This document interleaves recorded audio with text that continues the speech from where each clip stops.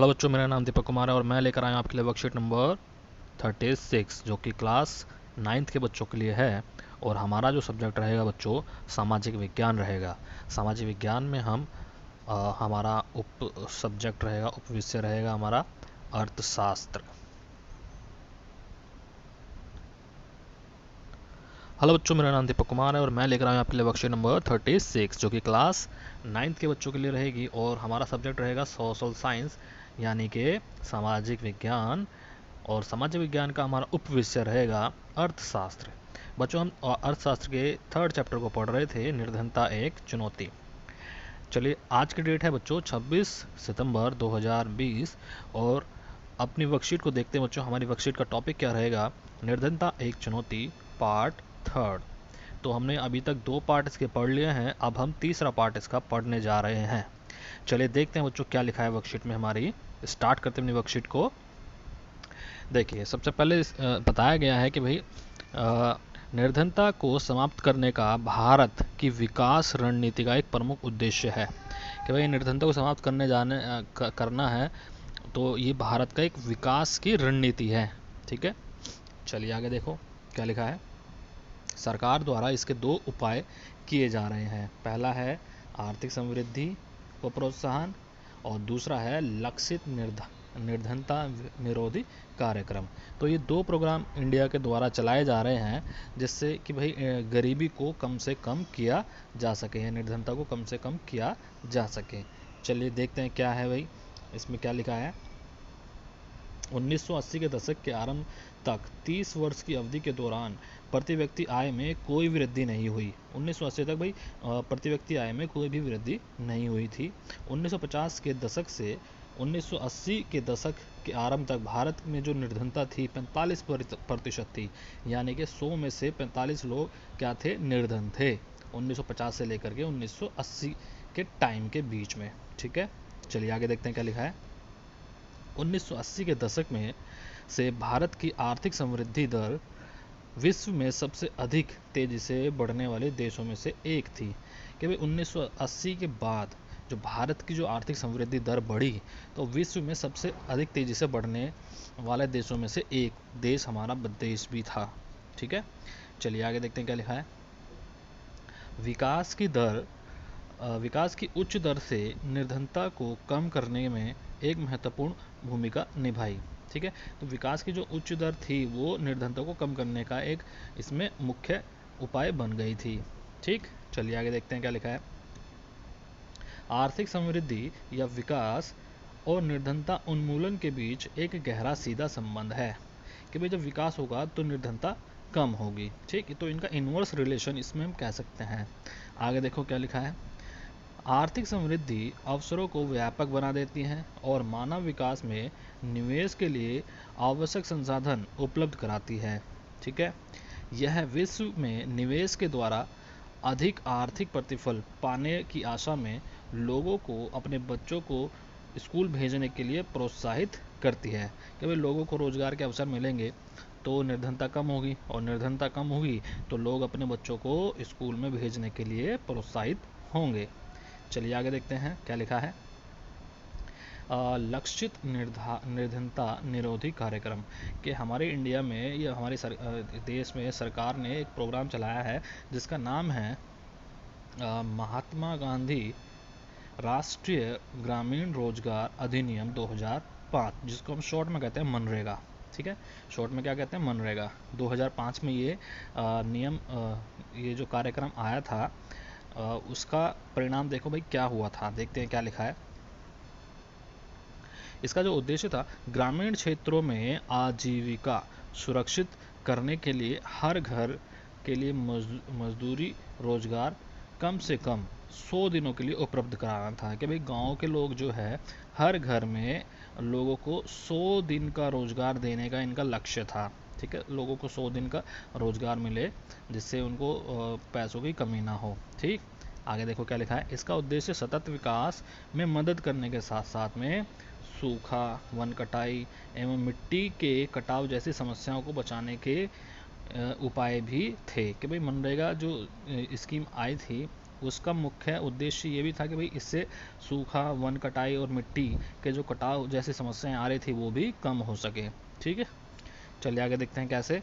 मनरेगा के तहत 1/3 रोजगार महिलाओं के लिए सुरक्षित किया गया कि भाई महिलाओं को 1/3 महिलाएं काम करने में लगेगी। अगर जैसे मान लें कि 100 लोग काम कर रहे हैं तो उसका 1/3 महिलाएं होगी उसमें, मतलब 33 महिलाएं होंगी, बाकी कौन होंगे? पुरुष होंगे। ठीक, चलिए आगे देखते हैं।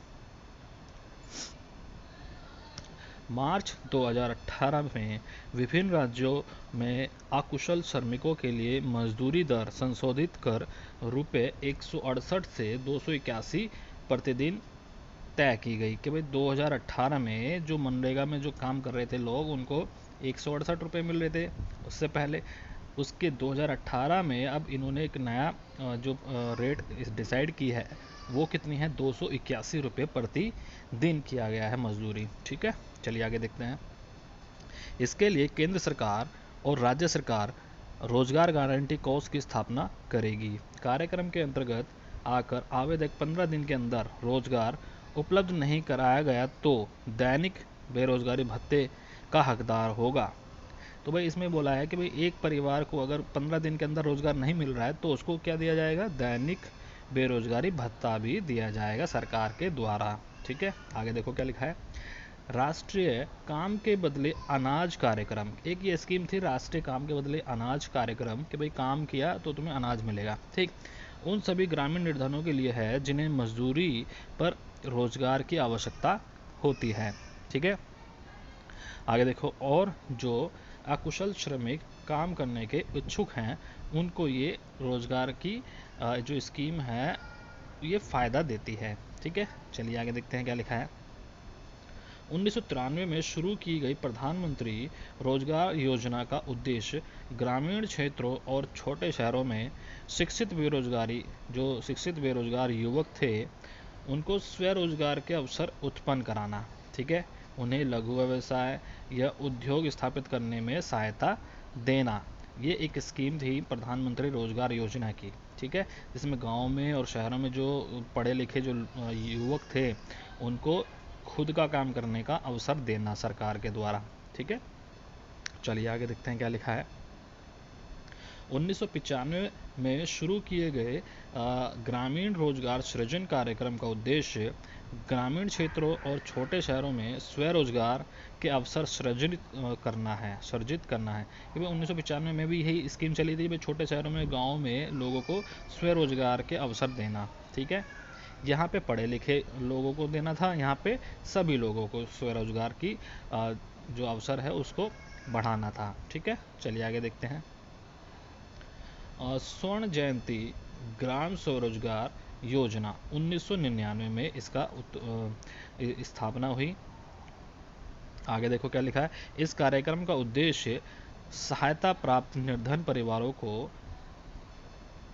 स्व सहायता समूह सरकारी संगठित कर बैंक ऋण और सरकारी सहायकी के संयोजन द्वारा निर्धनता रेखा से ऊपर लाना था कि भाई जो लोग गरीब थे तो उनको क्या किया गया कि भाई सहायता प्रदान की गई। ठीक है, किसके द्वारा? बैंकों के द्वारा। कैसे? ऋण दे करके। ठीक है, ताकि उनकी जो निर्धनता रेखा से उनका जो ऊपर का लेवल आ जाए। ठीक, चलिए आगे देखते हैं क्या लिखा है।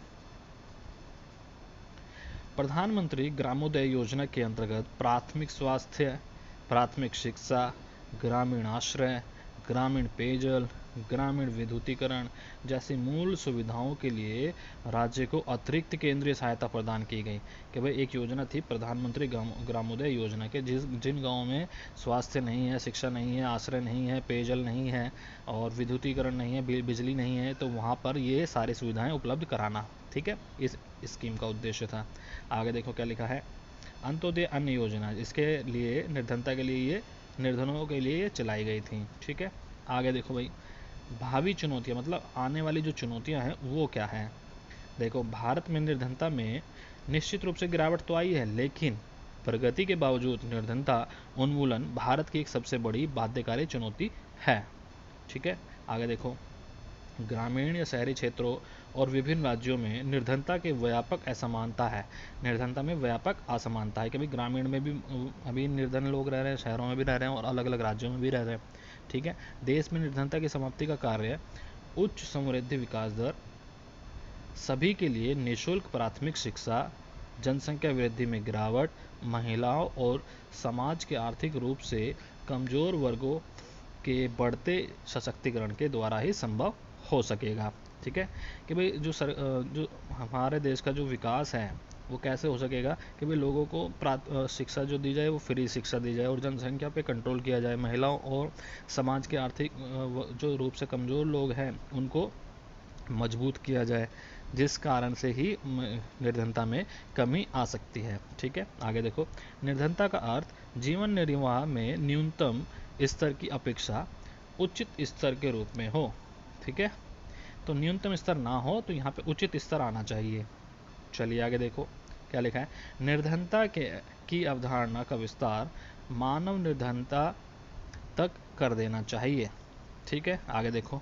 हो सकता है कि बड़ी संख्या में लोग अपना भोजन जुटाने में असमर्थ हो, लेकिन क्या उनके पास शिक्षा, घर, स्वास्थ्य सेवाएं की सुविधाएं, रोजगार की सुरक्षा, आत्मविश्वास और सम्मान है? ये क्वेश्चन आता है कि भाई निर्धनता लोग जो है क्या उन्हें शिक्षा मिल रही है, घर मिल रहा है, स्वास्थ्य सेवाएं मिल रही है, रोजगार मिल रहा है, या उनके कोई ऐसा काम मिल रहा है जिससे वो निर्धनता को दूर कर सकें? ठीक है, आगे देखो क्या लिखा है। क्या वे जाति और लिंग आधारित भेदभाव से मुक्त है? विकास के साथ निर्धनता की परिभाषा भी बदल जाती है।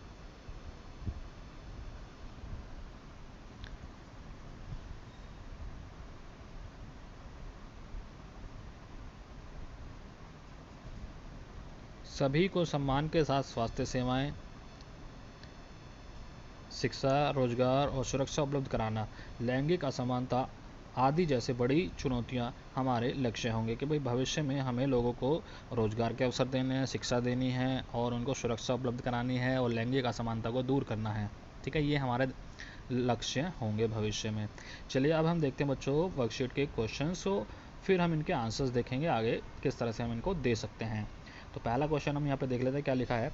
निर्धनता दूर करने के लिए सरकार द्वारा किन दो प्रकारों के उपाय किए जा रहे हैं?